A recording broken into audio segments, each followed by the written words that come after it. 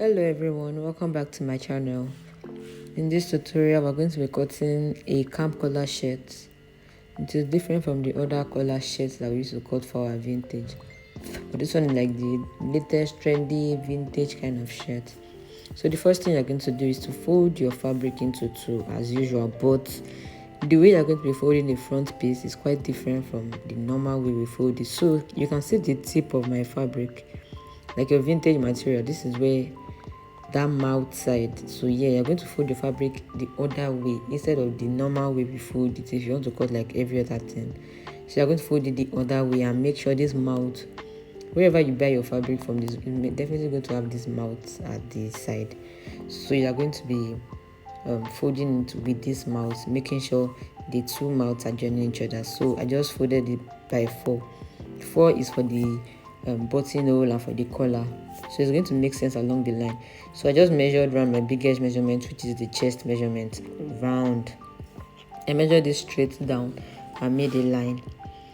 So I'm just going to measure my 2 inches down for slanting and my shoulder measurements.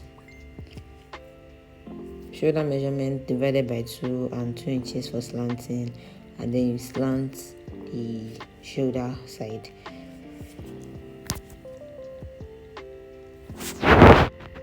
And why you can fold this your collar more than 4 if you want. It depends, but I think 4 is just very moderate because it's going to cover every part. So I just took my neck measurement and I'm going to cut it out.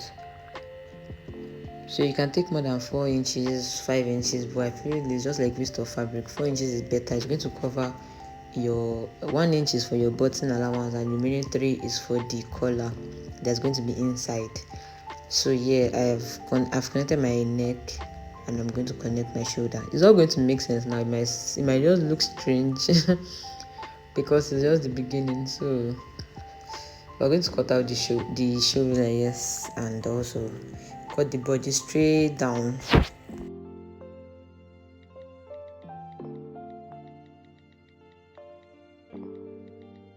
So it's that simple. You just cut out the neck also. Now I want to cut the back. So for the back, you're going to be folding it our normal way of folding. You don't need to use the tip of the mouth to fold and do that because it's just the front one having collar, obviously. So you fold it your normal way and then measure the same thing you measured at the front minus 1 inch. I forgot to mention at the front side, you're going to measure your chest measurement, which is your biggest measurement. If it is your tummy, measure your any part of your body that is the biggest, measure your biggest measurement, then add 1.5. 0.5 for the sewing allowance because we don't need too much allowance on our vintage shirt, and 1 inch is for the button allowance. So for the back, you're going to measure everything you add on the front piece minus 1 inch. I hope that makes sense. So that 1 inch is for the button allowance at the front. So the whole body is just 0.5 allowance. You're not adding more than that. You cannot more than that too. It is your clothes, but if it's for like a ready to wear shirt that you want it to look very, very ready to wear, 0.5 is just a same allowance you should add, and that's if you're not sure of the person's measurements. Yeah. So I'm just cutting it out the same way I cut for the front. You're not cutting any armhole or anything now because you have to cut the armhole together for the front and the back. So now you just trace out the chest or the biggest measurement plus 0.5. I hope you understand that part. So yeah, now I placed the front piece on the back piece, and now you can see something looking like the front piece is out here. So that's like the button allowance. That's the 1 inch we added. I hope it makes sense now. So you can see how the body part is accurate, like the 0.5 allowance is on both of them, the front and the back, and that one that is shooting out outside is the 1 inch for the button allowance. So yeah, we're going to make our back also we're going to make our back longer than the front with 2 inches because we want to slant it. So I want to fold it. I want to make the back bigger than the front, or longer than the front, sorry. So I'm taking 2 inches higher. So you just connect it like we always do, and we're going to cut it out. So now we just fold the back piece on the front piece. This is similar to our normal senator that we used to cut. So you place the front because we want the back to be an inch longer than the front. So you place the back piece like this on the front, and then now we take our body measurement, our armhole and everything. I hope this is not as hard as it looks, because it is very very easy. We just need to get like the accurate length, the body size, the body wideness and all that. So now I'm going to measure our shoulder measurements, because now the front and back are like the same line now, so we can cut out the shoulder, the chest and everything. Then your armhole measurements, then take our chest measurements.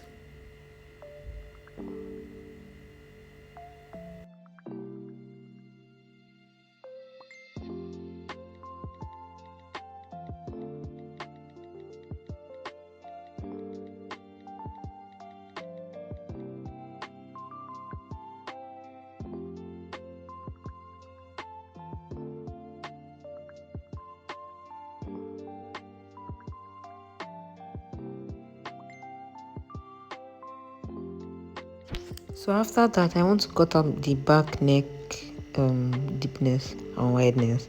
So I'm going to connect it to the front and mark out the wideness, and also take my deepness. I took a deepness of 1 inch, and you connect it.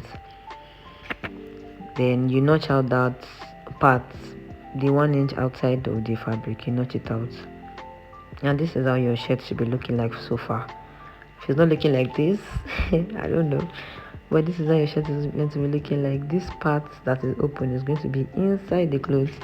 Make sure your back piece is 2 inches higher than your front, and then taking your armhole and everything should just be aligned, and then you cut it out the length. So now we're going to cut our collar. I'm using the collar of 3 inches and the neck is 15 inches. So we are going to be dividing the neck divided by 2, which will give me 7.5.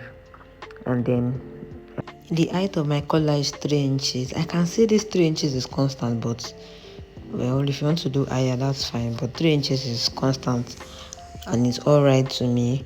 So I'm taking a height of 3 inches and length, which is the circumference of the neck, divided by 2, which is 15 divided by 2, that's 7.5. So you connect them together and connect your lines. And from the edge of the mouth, because this place is the midpoint, so we're going to be going from the edge of the mouth, we go out by 0.5, just to give it that slanting look and that shape that I used to have at the collar. Just make it fine. You can go up by 0.5 inch. So get the midpoint of the 7.5. I hope that is understandable. So okay, now we've gotten the neck divided by 2, which gave us 7.5. Well, now what you want to do now, you will get the midpoint of that same 7.5. So if your neck is like 14 and the half of 14 is 7, you get the midpoint of 7 again. So now just mark it, and then you connect the 0.5 that we did before. You connect it, you go up by 1 inch at the edge, then connect that 0.5 to that 1 inch, and then slant the 1 inch to this midpoint again. Your collar should be looking like this, and this is just to give it the edge. So I'm just trying to 3 inches for the height, 7.5 for the length of the neck. That's like 15 divided by 2 give us 7.5, and then we added 0.5 for the slanting. Also went up by 1 inch at that same edge, and then with the midpoint of the 7.5.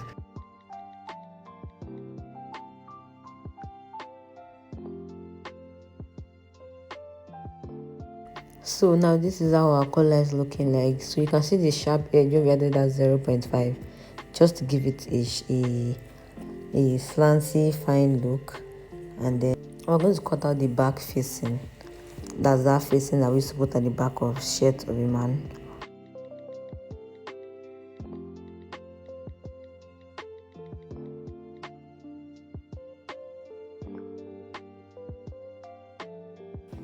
And next thing, we're going to be cutting our sleeve. You can use a long sleeve, a short sleeve, 3/4, any kind of sleeve you want to cut. That's up to you. Cut your sleeve. And I hope this tutorial was helpful. Thanks for watching, and come back again.